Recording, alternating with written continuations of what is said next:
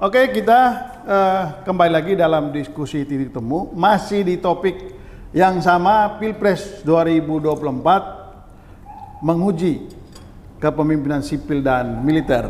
Nah, saya mengingatkan kepada narasumber bahwa secara institusi TNI itu sudah membuat keputusan dengan penuh kesadaran bahwa mereka tidak ingin terjun ke politik praktis dan mereka ingin menjadi tentara yang profesional. Karena itu mereka ingin kembali ke barak. Itulah kenapa dwi fungsi ABRI itu dihapuskan. Nah, di era demokrasi ini apa yang dikhawatirkan? Padahal mereka secara institusi sudah membuat keputusan begitu. Ini menurut Bro Ardi gimana? Masih khawatir dengan TNI, padahal mereka secara institusi sudah jelas mengatakan kami kembali ke barak. Ya, memang perlu diakui pasca 98 itu sudah terjadi perubahan yang cukup signifikan di institusi TNI kita, gitu ya, melalui perubahan Undang-Undang 34, lahirnya Undang-Undang 34 tahun 2004, kemudian pencabutan bisnis militer, pencabutan dui fungsi ABRI, dan seterusnya. Tetapi jangan lupa masih terdapat sejumlah agenda penting dalam reformasi TNI yang mensyaratkan, dan itu menjadi syarat dalam tata kelola negara demokratik di Indonesia. Yang pertama yaitu adalah terkait dengan restrukturisasi komando teritorial. Ini belum dilakukan. Padahal itu merupakan mandat Undang-Undang 34 tahun 2004. Begitu, bahwa struktur komando teritorial itu tidak boleh mengikuti ansih, gitu ya, pemerintahan sipil, begitu. Seperti Kodam mengikuti harus ada di setiap provinsi, begitu ya, kemudian dan seterusnya sampai kepada level yang bawah, begitu. Nah, pada era Orde Baru ini digunakan sebagai alat kontrol negara melalui institusi TNI kepada masyarakat sipil. Dia menjadi mata-mata negara, menjadi mata-mata penguasa terhadap gejolak ataupun suara-suara yang timbul di masyarakat. Nah, ini sangat rentan digunakan untuk itu, begitu. Nah, juga kalau kita ingin mempertimbangkan bahwa Indonesia sebagai negara kepulauan, begitu ya, bagaimana tata kelola aktor pertahanan kita seharusnya itu digelar, gitu ya, sebagai negara kepulauan, maka seharusnya yang dikembangkan adalah kekuatan maritim. Sebetulnya pada awal era pemerintahan Presiden Jokowi ini sudah pas, gitu ya, ingin memperkuat poros maritim atau pertahanan maritim Indonesia. Itu sudah tepat. Tapi dalam prakteknya itu tidak bisa dilakukan karena tanpa melakukan restrukturisasi terhadap komando teritorial. Restrukturisasi ini penting dilakukan karena selain dia mandat Undang-Undang Reformasi 98, tetapi juga sudah dimandatkan oleh Undang-Undang TNI. Yang kedua adalah reformasi peradilan militer. Reformasi peradilan militer ya sampai hari ini itu ya kita katakan TNI masih menjadi warga negara VVIP lah, yang punya sistem peradilan yang terpisah atau yang berbeda dengan masyarakat sipil yang tidak tidak sesuai dengan prinsip equality before the law, gitu. Dan bagaimanapun juga dia Undang-Undang 31 tahun 97 itu masih berlaku, gitu ya, masih ada. Dan ini yang tidak dilakukan, gitu. Nah, di berbagai peristiwa atau kasus seperti yang Kabasarnas, kemudian juga kasus helikopter korupsi AW 101 misalnya yang di SP3 oleh TNI, atau belakangan yang terkait dengan pemilu, kekhawatiran Bawaslu, gitu ya, terkait dengan netralitas TNI misalnya. Bawaslu tidak bisa menindak atau melakukan penindakan terhadap pelanggaran yang dilakukan oleh TNI di masa pemilu karena sistemnya adalah langsung kepada peradilan militer. Begitu. Itu proses PR ya, katakanlah PR di internal TNI yang perlu disempurnakan, tentu saja, ya kan? Itu ada catatan. Nah, tapi saya ke ini dulu, Bung Arief dulu. Ya itu kan proses internal TNI yang terus menyempurnakan diri. Lalu kalau mereka mau maju menjadi calon kepala daerah, calon presiden. Lah, apa yang membuat Anda itu khawatir? Ya, saya perlu melihat dari dua sisi besar ya. Karena begini Bung, kenapa penting itu dipertanyakan? Karena reformasi ini sudah berjalan puluhan tahun, sejak 98 sampai hari ini, ya kan? Kok menurut Anda masih layak untuk dikhawatirkan? Terlibatnya pemimpin militer ini untuk dalam ikut politik. Dalam politik. Ya.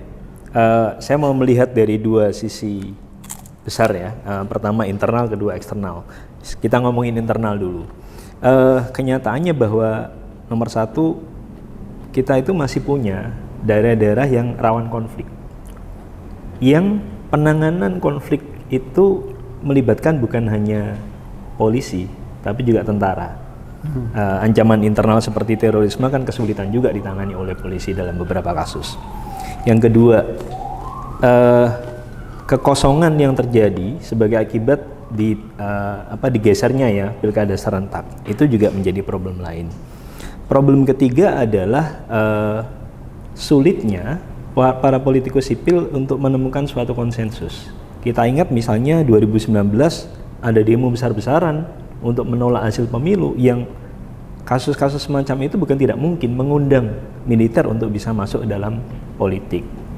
Lalu itu kan bisa dilakukan oleh sipil, juga bisa melakukan itu. Betul. Tapi pada situasi konflik sangat mungkin militer itu kemudian masuk. Nah, saya ingin masuk ke yang eksternal tadi. Kita bisa belajar dari apa yang terjadi di Thailand dan Myanmar. Pada kasus Thailand misalnya, kebuntuan politiklah yang mengundang militer untuk masuk. Pada kasus Myanmar itu naiknya kelompok pro-demokrasi punya potensi untuk mengganggu kepentingan militer, dan sebelum itu terjadi mereka menggulingkan kekuasaan. Lalu potensi ancaman kedua yang bersifat eksternal adalah sekarang ancaman-ancaman non-konvensional juga menjadi gejala yang muncul di banyak negara. Karena itu TNI, Andi Wijayanto ya, Lemhanas, itu sempat melontarkan ide untuk memunculkan angkatan baru ya, yang cyber troops ya, cyber troops. Nah, bukan tidak mungkin kebutuhan semacam itu kemudian membuat militer merasa bahwa perlu shortcut. Shortcut untuk apa? Shortcut untuk bisa memasukkan kepentingan mereka, karena dalam situasi normal pengambilan putusan kan ada di tangan pemerintah sipil. Nah, tetapi ketika misalnya ini dirasa tidak efektif, saya melihat tidak selalu karena ambisi kekuasaan ya. Kalau ambisi kekuasaan itu mungkin konotasinya negatif, tapi bisa juga militer masuk untuk tujuan yang dianggap baik, tetapi cara yang dilakukan keliru.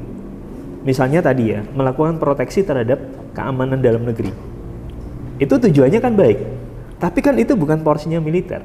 Sehingga ketika mereka melakukan itu, justru itu akan menjadi kemunduran bagi demokrasi. Oke, saya ke Bung Rai. Siap. Bung Rai, itu kan kita mesti bedakan militer secara institusi dan militer yang sudah tidak aktif lalu kemudian masuk ke politik. Satu sisi tadi Bung Rai mengatakan itu adalah hak, dan jelas memang itu adalah hak. Ya. Apa yang membuat Bung Rai perlu memberi catatan khusus terhadap itu? Tadi Bung Sebastian memulai dengan pertanyaan. Pernyataan lebih tepatnya sebetulnya yang mengatakan 98 kan TNI sudah dengan sukarela mundur dari politik kan. Dengan kesadaran. Justru itulah yang menurut saya akhir-akhir ini kesadaran itu yang agak tergerus.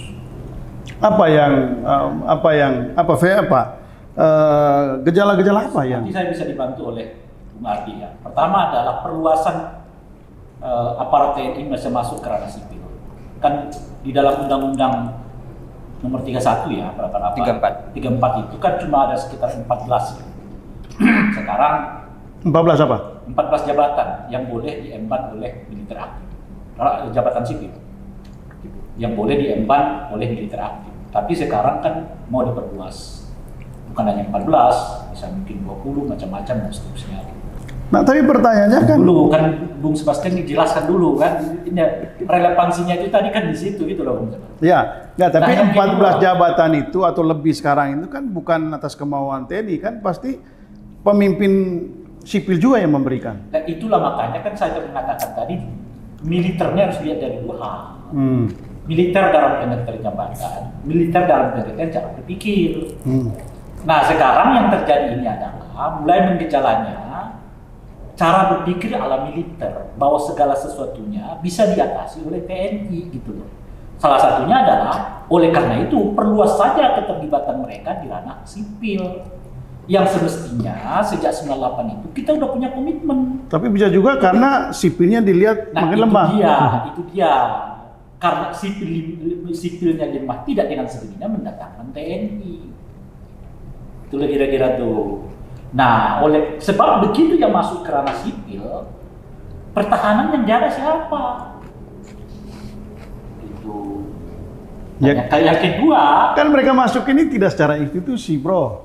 Itu kan personal. enggak, kalau kaitannya dengan 14 jabatan sipil itu bukan personal.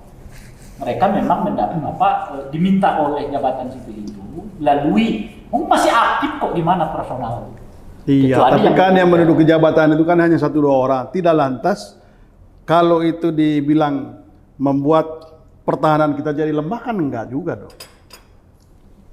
Bagaimana ya Sebastian menjelaskan? Begini loh, kalau ini kan pengalaman kita di 2000 sebelum Orde Baru itu, bukan karena TNI mau menguasai semua jabatan, tapi TNI itu berpikir tentang bagaimana politik dikuasai oleh mereka.